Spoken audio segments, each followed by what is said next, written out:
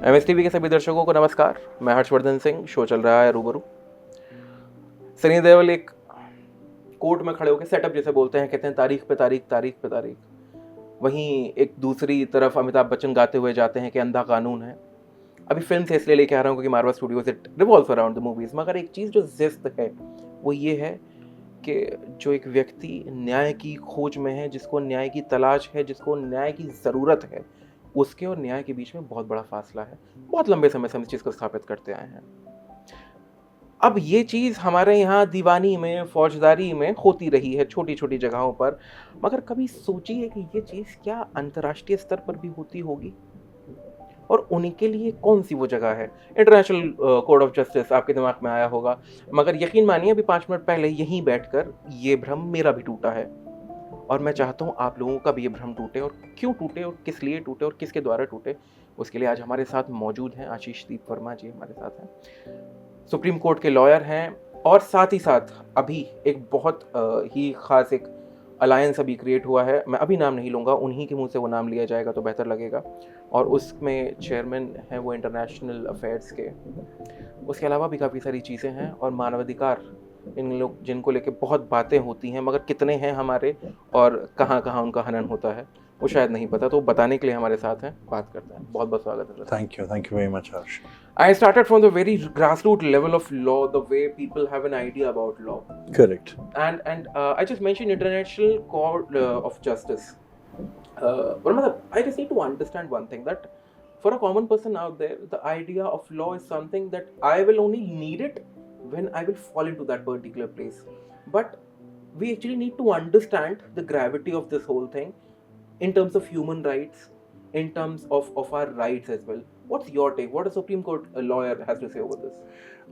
I believe you're right to the extent that a person would go to the hospital only when he feels that he is severely suffering somewhere. Right. So it's like the same. When you get into the trap of litigation, when you're trapped somewhere, then you feel that I need justice, or I am feeling uncomfortable and I have suffered somewhere, and that is the actual position and juncture where he would seek justice. उनको ऐसे feel होता है कि हमें court की मदद की ज़रूरत है, और हमें लॉयर्स की ज़रूरत है, और हमें जस्टिस की ज़रूरत है। बट जो कॉमन मैन है, a common man would always look into the perspective that how I am benefited, how I am coming out of the trap that is put to me, or how I am coming out of a situation which has come to me in terms of a legal perspective. So, and then he starts his fight. And that is how it goes. But we have to see that when it comes to an international positioning, then things change, because it becomes very challenging who to approach, where to approach, right, where to go. And at many occasions it remains within the parameters of files of Ministry of External Affairs and embassies. Not more than that. Why do we need Ministry of External Affairs and embassies for that, say? Say for instance, if I'm an Indian citizen and some of my family member is abroad, and I think that something has happened to him, so the first thing I would approach will be the embassy of my country in that country. And that is how I'll try to channelize my sources through Ministry of External Affairs and write down to the High Commission of that particular country that as to what has happened to my family member. So in that situation, what is the action that has been taken on an administrative level? That is where exactly it revolves around to. But there is no such a specific provision in International Court of Justice where such things could come up as a class action. And that is for what purposes there is a decision that is going to be taken, and the committee is already formed to that extent in the name of World Justice Alliance. World Justice Alliance, okay. Where we will have representation from lawyers from across the globe. From each country we'll select reputed lawyers on board, and we will be making representations to different state representatives in order to reach UN Convention, United Nations, in order to give recognition and proper affiliation, wherein an individual suffering in any country could approach in their individual capacity, right, to seek justice in an international affair. And that's the difference between International Court of Justice and this particular World Justice Alliance. So the difference is that International Court of Justice primarily revolves around the conflict of interest between the states. Which is generally called as countries, different countries and states. And an individual technically cannot approach.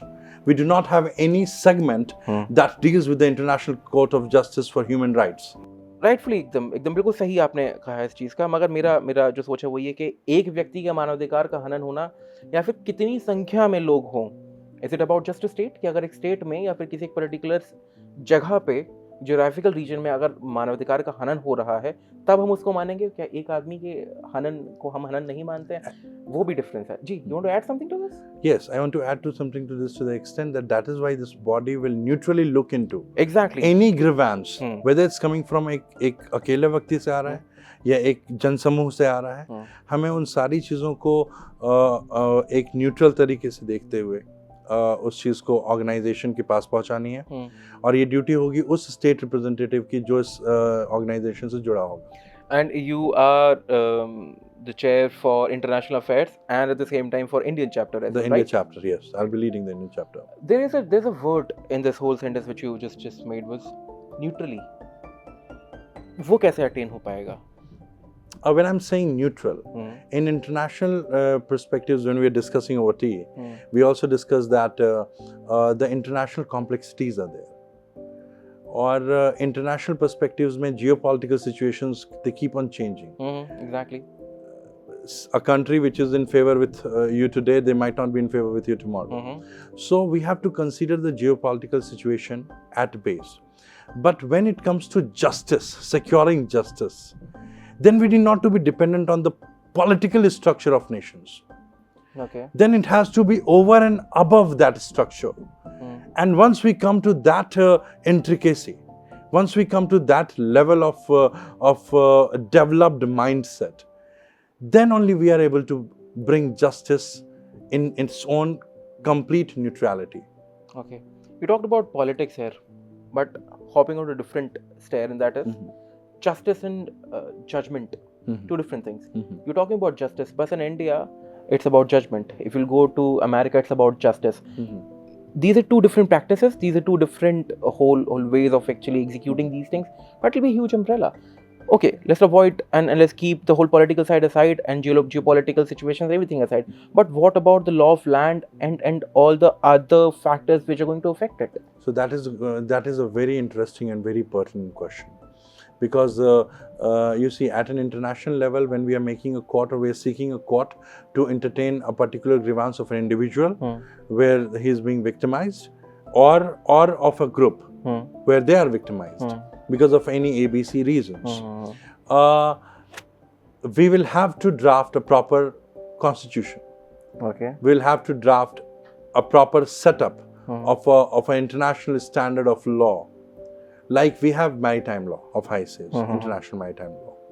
And that is what I'm saying, that it is going to be a greater challenge ahead. That how we are going to first of all bring all the nations across the globe on board together. पर मैं एक चीज़ और मैं समझना चाहता हूँ, जैसे आपने बोला कि it's like next to impossible to actually bring all the nations together to a particular position where they will be relying to one constitution. And when we talk about constitutions, drafting a constitution and amalgamating a constitution, I hope you can understand as a lawyer what's the difference between that. What exactly are we going to do? Are we going to amalgamate it? Because we are talking about different countries. We're going to draft a new one. How exactly is going to happen? This is, first of all, that's what I'm saying, that our representation will go through, and it will come through the other. It will come under the umbrella of United Nations, which we do not have a system. So it is going to be on a war level. An academic war will be taken care of, wherein, as you correctly pointed out, the difference between justice and judgment. So every country has its own way. And technically in India, we are governed with the common law system. So we'll try to bring a common law system on board practically to be governed overall, majority wise, where we can give voice to the voiceless. It's going to be a common justice system wherein few international juries will be there, and they will hear it out that as to whether this individual has been a victim of circumstances or not. And then the justice or judgment, whatever they decide, they will pass it on.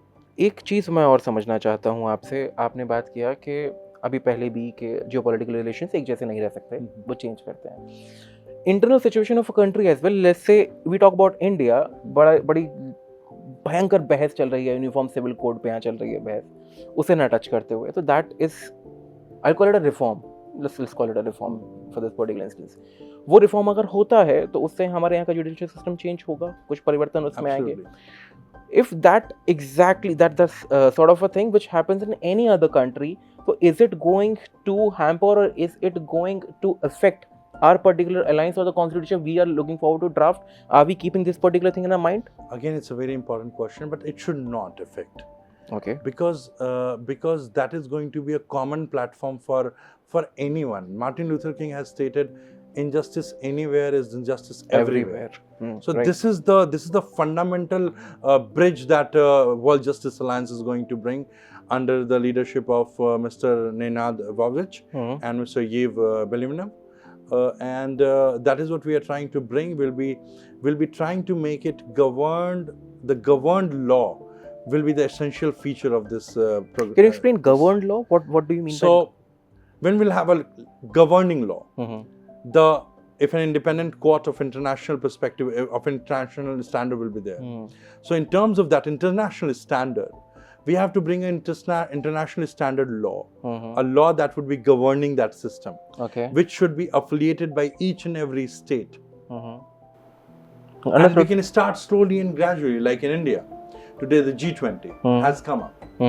And India has gone to a different level today in worldwide perspective. Exactly. We are the fifth largest economy in the world today.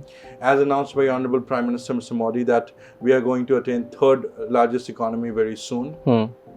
And the development and the word from being developing to developed is not that far. Right. So India is making its position in the world map today, and strategically we have a different position altogether. So we will the position of India is going to have a different level altogether in the international affairs, and that is why we will try and follow the common law system in terms of its governing law at the World Justice Alliance. You talk about governing law, so is there be any we are looking forward to set up any particular body or any committee for that, say to govern this particular alliance? That because we see that people around the globe, they shift from places, they shift from ideas. That what happens with alliances, that what happened with countries, that what happened with different organizations as well. So what do you think, that who are the people that you're looking forward to be a part of that committee as of now?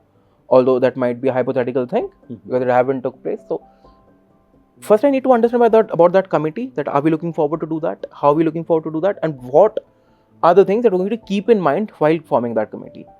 Harsh, what we are planning is, the planning is very wide. Okay. And the planning is not restricted to a particular area, because we have to plan it in a way where it should attain what we are looking forward to.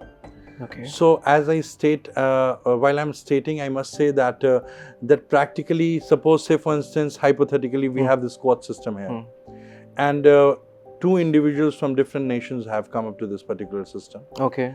Which is authenticated by the government. And when it comes to execution, there is no execution. Justice is given, judgment is given, but when it comes to execution, which is the practical realization of that particular judgment, that is not there. The aim is to attain that finality, that eventuality. That is how justice is technically and in reality we consider it to be delivered. Otherwise, I would not consider it to be delivered. So the aim and prime agenda is to make a committee of lawyers, intellectuals, professors, scholars, who could give their mind, who could give their ideas, their intellectual brainstorming will happen. And we will go well prepared before United Nations to bring our point on board. Great. Before going to United Nations, you have the platform with you, and I will give you the entire chance to actually address to the people if you want about this particular alliance, so the people can actually start to understand, to read about it if there is any such thing. Floor is yours. Whatever you want to say about this particular alliance, go ahead, please. World Justice Alliance is going to be an alliance which will try to bring justice on an international level. for each individual, for every victim who is victimized in a certain way on an international level. It is quite relevant that lawyers across the globe have been observing that as to how injustices have been done to individuals, to groups in different corners of the world, and their states have been remaining silent on that perspective. It is the time now that a world organization should come forward to contest practically that human right, the want of justice. And this is for that purpose we are honored to announce today the registration of World Justice Alliance at Serbia, Belgrade, to be backed up and supported by Geneva, Switzerland. And I am one of the lawyers from India, has been nominated as a chairperson for the international affairs and international relations at the World Justice Alliance. It is indeed an honor, and I'll try my level best to assist every individual across the globe to come forward and present their grievances before the board, which we can really, in practical sense and in reality, take it to a court which can give you justice. Thank you very much. Thank you so much, Verma, for coming down to Marwah Studios. And now I will congratulate you for being the chair, because earlier doing that was not something that people out there would be able to understand what actually I'm congratulating you for. But now, as we have established, you have established about this whole alliance. So congratulations for being at that place. Thank you. And I can only hope at this point of time, I can wish, keeping my fingers crossed, that's the difference between justice is delivered, justice prevailed, and justice served. These three things. Those who can understand the difference between these three, not just words, but states, will actually see that people are getting justice. Thank you so much for giving us the time, and thank you so much for being with us. Pleasure. Thank you. तो ये थे हमारे साथ apex court जिसे हम बोलते हैं. अब एपेक्स कोर्ट मतलब भारत में सुप्रीम कोर्ट जिसे हम बोलते हैं. मगर उसके अलावा भी अगर आपके जीवन में कोई कमियां हैं, कुछ ऐसी जगहें हैं जहां पे आपको ज़रूरत है किसी एक ऐसे इंसान की, तो वहां पे आपको मदद करने के लिए आशीष दीप वर्मा साहब, लॉयर एपेक्स कोर्ट के. ह्यूमन राइट्स पे बात हुई है, अभी बहुत ही युवावस्था में है ये जो पूरी चीज़ है. सर्बिया से शुरू तो हो गई है, मगर सर्बिया से सफ़र करते हुए भारत, और भारत से पूरी धरती का चक्रवर्ती जैसे हम बोलते हैं, वो हो पाना वक्त कितना लेगा, इसके साथ साथ कैसी रूपरेखा के साथ तैयार होगा, वो देखना अभी बाकी है. जुड़े रहेंगे वर्मा साहब के साथ, तो कोशिश करते रहेंगे कि जैसे जैसे जो परिवर्तन आता रहे वो आते रहें और बताते रहें, ताकि हमारा भी इसमें सहभागिता हो सके और किसी दिन किसी के मानवाधिकारों का जब हनन हो तो हमें लगे कि हाँ, उनके साथ खड़े थे और नहीं होने दिया. बहुत बहुत शुक्रिया आप सभी का. ख्याल रखिए अपना, आपस में सबसे प्यार कीजिए और देखते रहिए MSTV.